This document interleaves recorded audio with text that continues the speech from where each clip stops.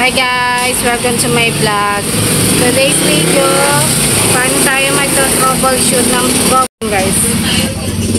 Yeah, ayusin ko yung Google Pin ko kasi hinihintay ko yung Google Pin ko eh. Mali yung ginawa ko. Check natin yung Google Pin, Google Ad. Chrome nyo guys. Search yung Google AdSense.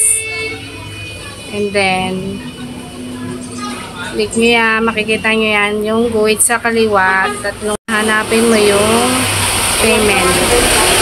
Click mo yung payment, then verification check. Sabi dyan, confirm your personal information. Ready to pay, receive payment. Kasi may problema ako sa Google Pin ko eh. Hindi, para mapadala uli yung kailangan ko yung aayusin guys. Ang mali ko lang, hindi ko na-check yung aking Gmail. So, pupunta ako dyan. Tapos yung PIN, yung PIN, ang kiklik ko. PIN troubleshooter. Yan, ikiklik yan guys. Tapos yan, makikita mo na yan dyan. Yung Gmail, yes. Guys, ilalagay yung Gmail. Yan. I-click mo yes, syempre. Na-click mo continue guys. Makikita mo yung ano mo dyan, yung Google Ad account. Yung Google account mo makikita dyan. Tapos nagkamali pa ako dyan dahil masyado akong nag-check pa ako dyan guys. Chinek ko pa kung saan yung banda yung ano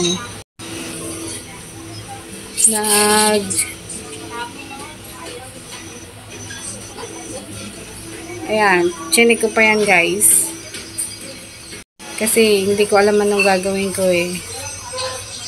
Pero ang pinaka ano yan, wala na yan guys. Chinek ko lang siya kung ano yung mga dapat kong gawin. Pero naka ng tax, pangalan ko, address ko.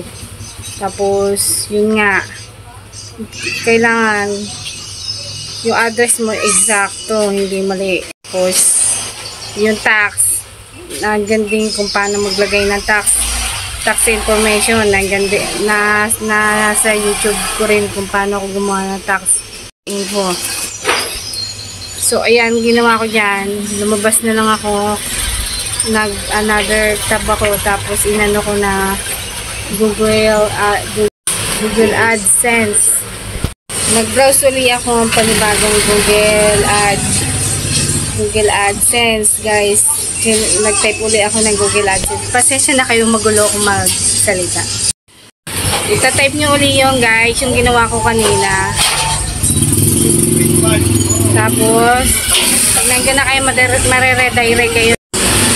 Tapos i-check nyo yung sa kaliwa, yung guhit na tatlo guys. Then i-check nyo yung payment. Then verification check. Payment verification. Tapos yan, click mo yung parang gitna. Then PIN. Yung learn more ang i-click ka. I-click nyo yung email nyo, i-yes mo, then continue. Pagkatapos makikita rin din yan yung ano mo, yung account, Google account mo. Google account number mo makikita. Then, tapos yun yung hindi ko nagawa. Ito yung pinaka sasabihin sa inyo ni Google. Kapag kailangan daw may $10 ka doon at pagka na-reach, papadalan ako ng Google Pin. Yan. So mag-iintay ako at mag-update na lang sa mangyayari dun sa ginawa ko ngayon. Ngayon lang guys. Sana video na to dun sa mga baguhan pa lang nakatulad ko. Yan lang. Yan yung ginawa ko para mapadalan ako ng Google Pin. Dahil hindi ko yun kailangan ko palang i-check yung ano ko, email ko. Yun lang guys. Pagka naka-experience kayo ng ganyan, yan lang ang gawin nyo. Kasi wala akong ID na i-send sa Google. Binibigay yung aking ID, wala akong makuha eh. Ang ID ko lang na national ID guys.